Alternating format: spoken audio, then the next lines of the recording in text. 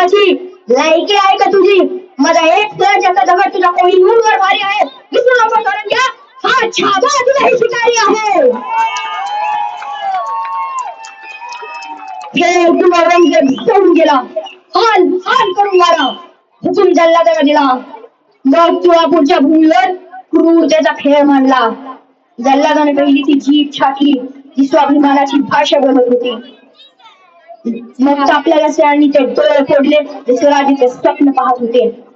अंगावरची कात्री सोडून काढली, धर्माची संरक्षण करू पाहत होती. एक एक करून हात पाय तोडले गेले, पण धर्माची निष्ठा ढळली नाही. 11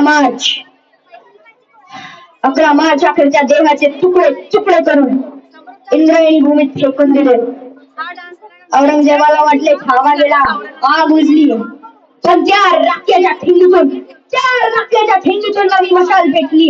मराठा पेटून उठला. संताजी धनाजी ताराबाई गनिमावर चुटून पडले. पुढचे 27 वर्ष इतर रक्ताचे पाठ वाहिले आणि त्याच पुढे औरंगजेबाचे तख्त व तो स्वतः वाहून गेला. माझा राजा इतिहासात अमर झाला. प्रत्येक मावळ्याच्या हृदयात तो स्वाभिमान बनून राहिला. नाव घेतलं तरी रक्त सळसळतंय अंगात. असा राजा एकच झाला या हिंदुस्थानात. नाव त्यांचं धर्मवीर छत्रपती संभाजी महाराज. आणि असा राजाचा गुण गातोय शाही अधिराज.